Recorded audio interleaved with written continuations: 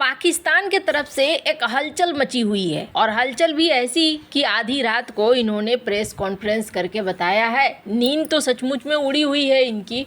Pakistan has credible intelligence that India intends carrying out military action against Pakistan in the next 24 to 36 hours on the pretext of baseless and concocted allegations of involvement in the Pahalgam incident.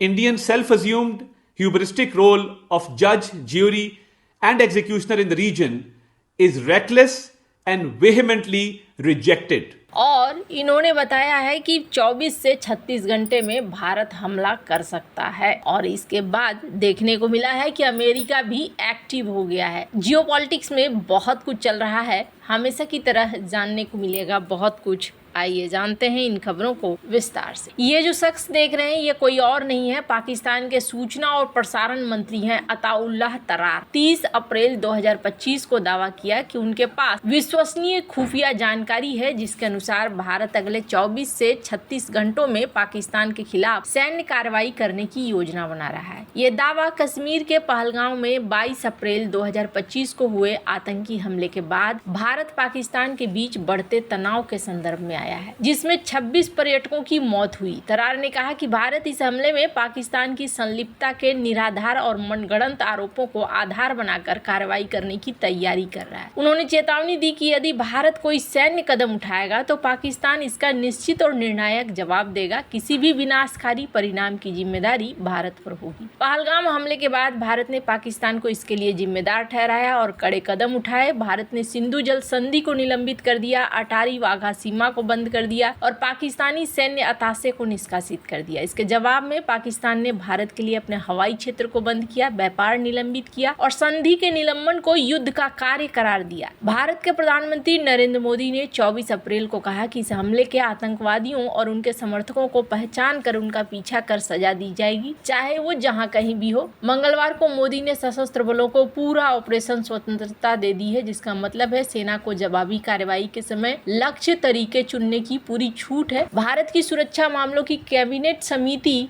की 30 अप्रैल को बैठक होनी थी जो इस तनाव को और गंभीर बना। पाकिस्तान ने इन आरोपों को खारिज करते हुए दावा किया कि भारत इस हमले का बहाना बनाकर सैन्य कार्रवाई की योजना बना रहा है। तरार ने अंतर्राष्ट्रीय समुदाय से इस स्थिति पर ध्यान देने की अपील की और कहा कि पाकिस्तान ने हमले की निष्पक्ष जांच की पेशकश की थी जिसे भारत ने ठुकरा दिया। उन्होंने कहा कि पाकिस्तान खुद आतंकवाद का शिकार रहा है और वह हर रूप में आतंकवाद की निंदा करता है। पाकिस्तानी रक्षा मंत्री ख्वाजा आसिफ ने भी 26 अप्रैल को कहा था कि भारत की सैन्य कार्रवाई का खतरा आसन्न है, किसी भी हमले का जवाब पूर्ण युद्ध में बदल सकता है। उन्होंने ये भी कहा कि पहलगाम हमला भारत द्वारा मंचित था ताकि पाकिस्तान के खिलाफ कार्रवाई का बहाना बनाया जा सके। पाकिस्तान ने अपने सैन्य तैयारियों को मजबूत किया। भारत के हमले के डर से पाकिस्तानी सेना ने भारतीय सीमा के पास हथियार जमा कर लिए हैं, 2 अतिरिक्त डिवीजन की तैनाती की है। दूसरे भारतीय सेना ने भी अपनी स्थिति को मजबूत किया है। भारत और पाकिस्तान के बीच तनाव और सैन्य कार्रवाई की आशंका का एक प्रमुख ऐतिहासिक उदाहरण साल 2019 का बालाकोट हवाई अड्डा का जो हमला हुआ है वो है। और अब यहाँ पर देखने को मिल रहा है कि 2019 की ही तरह 2025 भी तनाव का कारण बना है। आतंकी हमला बालाकोट हमले की तरह भारत ने पहलगाम हमले के बाद आतंकवादियों और उनके समर्थकों को सजा देने की प्रतिबद्धता जताई है। दोनों ही मामलों में इन्होंने इनकार किया था और कहा था कि मंचित है। और 2019 की तरह वर्तमान तनाव ने भी दुनिया के ध्यान को आकर्षित किया क्योंकि दोनों देश परमाणु हथियारों से लैस है। साल 2019 में भारत ने तुरंत सैन्य कार्रवाई की, जबकि 2025 में भारत ने अभी तक कूटनीतिक और रणनीतिक कदम उठाए हैं जो सैन्य कार्रवाई की आशंका बनी हुई है। साल 2019 में पाकिस्तान ने सैन्य जवाब दिया, लेकिन 2025 में वो खुफिया जानकारी पर चेतावनी और सैन्य तैयारी तक सीमित है। अमेरिकी मध्यस्थता की बात करें तो साल 2019 में भी अमेरिकी मध्यस्थता आई थी और एक बार फिर आ रही है। और सबसे मजेदार चीज क्या हुई है कि अमेरिका से सीधे सीधे पूछ लिया गया। यहाँ पत्रकार ने इनसे पूछा कि भाई हमने ये सुना है कि पाकिस्तान के जो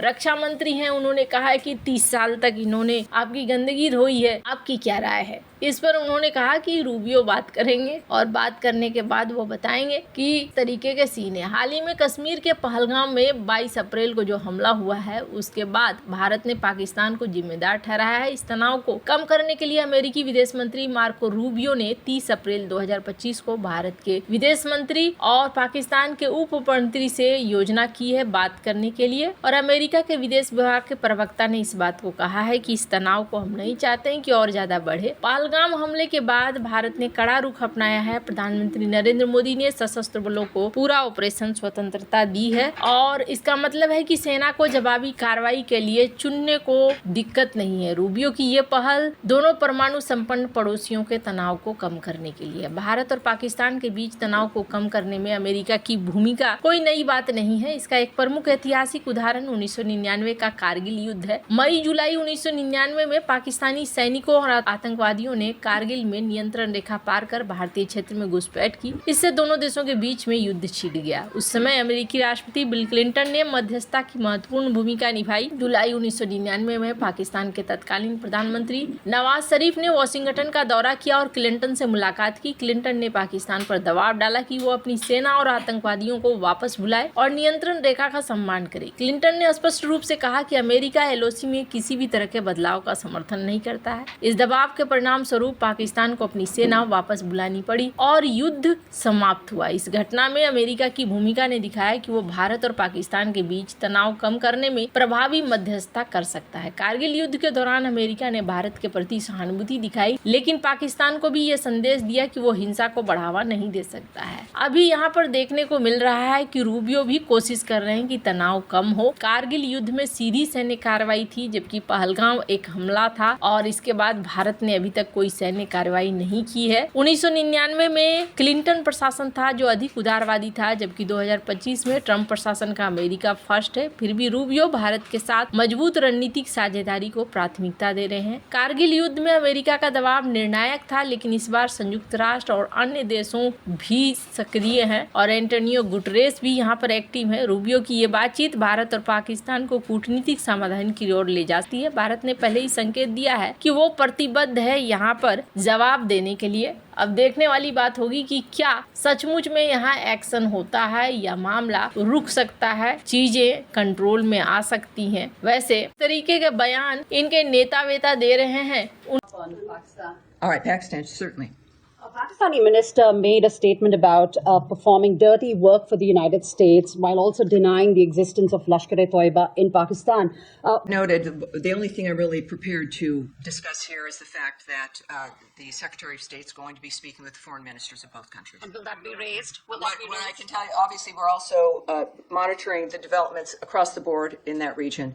उनके बयानों से तो ऐसा लगता नहीं है कि ये कहीं से भी इस पक्ष में है कि शांति हो और ये लड़ाई न लड़े। वैसे आपको क्या लगता है, इन सब मामले में आपकी क्या राय है, कमेंट कर जरूर बताएं। जल्द मिलते हैं अगले वीडियो में नई खबर के साथ।